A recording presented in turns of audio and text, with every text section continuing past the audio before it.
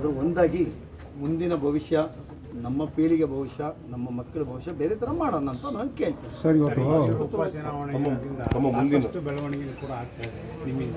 ಅರ್ಥ ಆಗಿಲ್ಲ. ಹಿರಿಯೂರು ಉಪಚುನಾವಣೆ ಕೂಡ ಇದೆ ನೋಡಿ, ಹಿರಿಯೂರಲ್ಲಿ ಸಾಕಷ್ಟು ಬೆಳವಣಿಗೆ ಕೂಡ ನಿಮ್ಮ ಇದರಿಂದ ಆಗ್ತಾ ಇದೆ.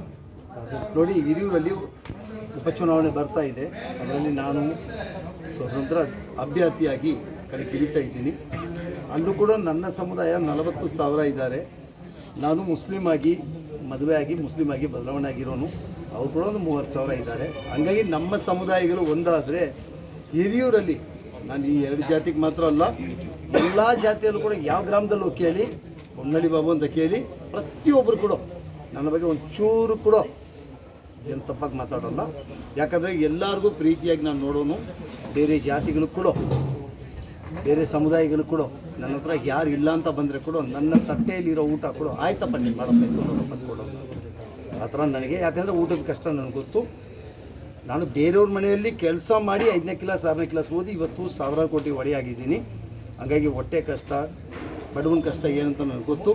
ಹಂಗಾಗಿ ಅದನ್ನು ಮುನ್ಮಾದರಿಯಾಗಿ ಇಟ್ಕೊಂಡು ಹಿರಿಯೂರು ಕ್ಷೇತ್ರದಲ್ಲಿ ನಾನು ಅಭ್ಯರ್ಥಿ ಆಗ್ತಾಯಿದ್ದೀನಿ.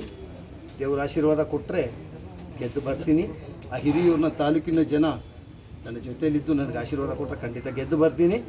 ಗೆದ್ದು ಬಂದು ಒಬ್ಬ MLA ಹೆಂಗೆ ಕೆಲಸ ಮಾಡಬೇಕು, MLA ಹತ್ರ ಏನು ಜನ ಅಪೇಕ್ಷೆ ಪಡ್ತಾರೆ ಅನ್ನೋದೇ ಈ ಗೆದ್ದು ಬಂದಿರೋ ವ್ಯಕ್ತಿಗಳಿಗೆ ಗೊತ್ತಾಗ್ತಾ ಇಲ್ಲ. ರಾಷ್ಟ್ರೀಯ ಪಕ್ಷದಿಂದ ಅದೆಲ್ಲ ಇರಲಿ, ಇನ್ನು ಮುಂದೆ ದಿನಗಳು ಮಾತಾಡ್ತೀನಿ. ಸದ್ಯಕ್ಕೆ ನಾನು ಹಿರಿಯೂರಲ್ಲಿ ಒಂದು ಆಫೀಸು ಮನೆ ಮಾಡಿ ದಿನ ಜನರ ಸೇವೆ ಮಾಡ್ತಾ ಇದ್ದೀನಿ. ಸರ್, ಇವತ್ತು ಮುನಿಯಪ್ಪ ಅವ್ರಿಗೆ ನೀವು ಹೇಳಿದ್ರೆ ಶಕ್ತಿ ಇಲ್ಲ ಅಂದರೆ ಯಾವ ಥರ ಶಕ್ತಿ ಬೇಕು ಸರ್ ಅವ್ರಿಗೆ CM ಆಗಿ? ಸರ್, ಮುನಿಯಪ್ಪ ಮಾತ್ರ ನಿಜವಾಗ್ಲೂ ಎತ್ಕೊಂಡು ನಿಂತ್ಕೊಂಡು ನಮ್ಮ ತಂದೆ ಥರ, ನನ್ನ ತಂದೆ ಸಮಾನ, ನಾನು ತಂದೆ ಅಂತಲೇ ಕರೆಯೋದು. ಸರ್, ಇನ್ನೊಂದು ಆಯಪ್ಪನಿಗೆ, ಆಯಪ್ಪ ಮಾತ್ರ ಈ ಸಮುದಾಯಕ್ಕೆ ನಿಂತ್ಕೊತೀನಿ ಅಂತ ಬಂದರೆ ಈ ಸಮುದಾಯ ಅವ್ರು ನಿಂತ್ಕೊಂಡಿದ್ದಾರೆ. ಇಷ್ಟು ದಿನ ಅವ್ರು ಮಾಡಿದ ಕೆಲಸಗಳೇ ನಾವೆಲ್ಲ ನಿಂತಿರೋದು. ಬಟ್ ಆ ಮುನಿಯಪ್ಪ ನನ್ನ ಸಮುದಾಯ ಮುಖ್ಯಮಂತ್ರಿ ಘೋಷಣೆ ಮಾಡಿಕೊಂಡು ಮುಂದಕ್ಕೆ ನುಗ್ಗಬೇಕು ಅಂತ ನನ್ನ ಆಸೆ. ಅವ್ರಿಗೆ ಯಾಕೆ ಸರ್, ಬೇರೆ ಇನ್ನೂ ಆಯ್ತು, ಈ ಸಮುದಾಯ ಮಾದರಿ ಸಮುದಾಯದ ಮುಖ್ಯಮಂತ್ರಿ ಅಂತ ಇದ್ದೀನಿ ನಾನು. ಆ ಮಾದರಲ್ಲಿ ನಾನು ಇದ್ದೀನಿ, ನಮ್ಮ ಗುರುಗಳು ಇದ್ದಾರೆ, ಮುನಿಯಪ್ಪ ಸಾಹೇಬರು ಇದ್ದಾರೆ.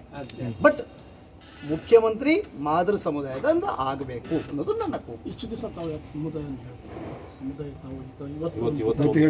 ನಾನು ಹೇಳಿದೆ ನಿಮ್ಮ ಮುಂದೆ, ನಾನು ಮಾದಗ ಅಂದಿದ್ರೆ ಎಷ್ಟು ಮಟ್ಟಕ್ಕೆ ಬೆಳೆಯಕ್ಕೆ ಈ ಸಮುದಾಯ ಬಿಟ್ಟಿರುತ್ತಾ ನಿಮಗೆಲ್ಲ ಗೊತ್ತಿದೆ. ಅದೇ ನಾನು ಅಲ್ಲೂ ಕೂಡ ಹೇಳಿದ್ದು. ಇಷ್ಟು ದಿನ ಮುಚ್ಚಿಟ್ಟಿದ್ದು ಯಾಕಪ್ಪ, ಕಾರಣ ಏನು ಅಂದರೆ ಎಷ್ಟು ಮಾದ್ರಪ್ಪ ಇಷ್ಟು ದೊಡ್ಡ 1000 ಕೋಟಿ ಒಡೆಯರಾಗಿದ್ದಾರೆ ಗೊತ್ತಿದೆಯಾ ನಿಮಗೆ? ನಮ್ಮ ಮಾದ್ರ ಕಷ್ಟ ನಮ್ಮ ಗುರುಗಳಿಗೆ, ನಮ್ಮ ಪರಶುರಾಮ್ ಗುರುಗಳಿಗೆ ಒಂದು ಕಾರ್ಯಕ್ರಮಕ್ಕೊಳಗೆ ಕೂಡ ಬಿಟ್ಟಿಲ್ಲ. ಒಂದು ಕಾರ್ಯಕ್ರಮಕ್ಕೊಳಗೆ ಕೂಡ ಮಾದಗ ಅಂತ ಗೊತ್ತಾಗಿದ್ದ ತಕ್ಷಣ ಒಳಗೆ ಬರಬೇಡ ಅಂತ ಆ ಹೇಳೋ ಸಮುದಾಯನೇ. ಬಟ್ ಇವತ್ತು ನಮ್ಮ ದೊಡ್ಡವರೆಲ್ಲ ಮಾಡಿರೋ ಹೋರಾಟಗಳಿಗೆ ಫಲ ಇವತ್ತು ನಾವು ಕೂಡ ಮಾದ್ರು ಅಂತ ಹೆಮ್ಮೆಯಿಂದ ಹೇಳುವುದು ಶಕ್ತಿ ಬಂದಿದೆ. ಆ ಸಂದರ್ಭ ಬಂದಿದೆ, ಅದಕ್ಕಾಗಿ ನಾನು ಮಾದಗ ಅಂತ ಡಿಕ್ಲೇರ್ ಮಾಡ್ತಾ ಇದ್ದೀನಿ. ನೀವು ಮಾನ್ಯ ಸುಧಾಕರ್ ಸಾಹೇಬರ ಬಗ್ಗೆ ಮಾತಾಡಿದ್ರಿ. ಅವರು ನಮ್ಮ ಮಧ್ಯದಲ್ಲಿ ಇಲ್ಲ. ಆ ಕಾರಣಕ್ಕೆ ನಾನು ಅವ್ರ ಬಗ್ಗೆ ಟೀಕೆ ಮಾಡೋದು ಬೇಡ. ಅಲ್ಲಿ ಹೋಗಿ ನಾನು ನೋಡಿದ್ರೆ ನನಗೆ ಗೊತ್ತಾಗುತ್ತೆ. ಎಲ್ಲ ಮಾಡಿದರೆ ಅಲ್ಲಿ ಹೋಗಿ ಪರಿಸ್ಥಿತಿ ನೋಡಿ, ನನ್ನ ಕಣ್ಣಲ್ಲಿ ನೋಡಿ ನಾನು ಮಾಡ್ತಾ ಇದ್ದೀನಿ. ಬಟ್ ಇಲ್ದಿರೋ ವ್ಯಕ್ತಿ ಬಗ್ಗೆ ಮಾತಾಡೋದು ಬೇಡ ಅನ್ನೋ ಒಂದು ಗೌರವದಿಂದ ಯಾವುದೂ ಮಾತಾಡ್ತಾರೆ. ನೀರಾವರಿ ಸಮಸ್ಯೆ ಸಾಕಷ್ಟಿದೆ. ಇವತ್ತು ಮೊನ್ನೆ ಕೂಡ ಕೆಲವು ನೀರಾವರಿ ಯೋಜನೆಗಳನ್ನು ಕೂಡ ಮಾಡಬೇಕಂತ ಹೇಳಿ ರೈತರಿಗೆ ಪ್ರತಿಭಟನೆ ಮಾಡಿದ್ರು. ತಾವು ಕೂಡ ಹೋಗಿದ್ರಿ, ಮುಂದೆ ತಾವು ನೋಡಿ, ಒಂದು ಡ್ಯಾಮ್ ಇದೆ, 135 ಅಡಿ ನೀರು ತುಂಬಿ ತುಳುಕ್ತಾ ಇದೆ. 1 ಕಿಲೋಮೀಟ್ರಲ್ಲಿ ಕುಡಿಯೋಕ್ಕೆ ನೀರಿಲ್ಲ. ಅದೇ ಇವ್ರ ಸಾಧನೆ, ಸರ್ಕಾರಗಳ ಸಾಧನೆ.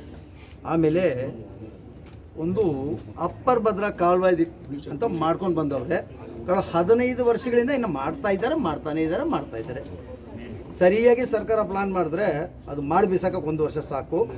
ಇಲ್ಲಾಂದರೆ ನಾನು MLA ಗೆದ್ದರೆ ನೆಕ್ಸ್ಟು ಮತ್ತೆ ಜನರ ಮಧ್ಯದಲ್ಲಿ ಹೋಗೋಕೆ ಮುಂಚೆ ಅದು ಯೋಜನೆ, ಅಪ್ಪರ್ ಭದ್ರಾ ಯೋಜನೆ ಮಾಡೇ ಮುಗಿಸ್ತೀನಿ ಅಂತ ಚಾಲೆಂಜ್ ಮಾಡ್ತೀನಿ. ಸರ್ಕಾರದ ದುಡ್ಡಿರಲಿ ಇಲ್ಲ ಬೇರೆ ದುಡ್ಡಿರಲಿ, ಬೇರೆ CSR ಫಂಡ್ಗಳಿರಲಿ ತಗೊಂಡು ಬಂದು ಕಳೆದ 15 ವರ್ಷಗಳಿಂದ 3 ರಿಂದ 4 ಸರ್ಕಾರ ನೋಡಿರೋ ಜನ, 4 ಟರ್ಮ್ ಆಗಿದೆ. 4 ಟರ್ಮಲ್ಲಿ ಒಂದು ಕಾಲುವೆ ತಗೊಂಡು ಬಂದು ನೀರು ಕೊಡೋಕ್ಕಾಗಿಲ್ಲ ಅಂತ ಸರ್ಕಾರಗಳ ಅಡಿಯಲ್ಲಿ ನಾವು ಬದುಕ್ತಾ ಇದ್ದೀವಿ.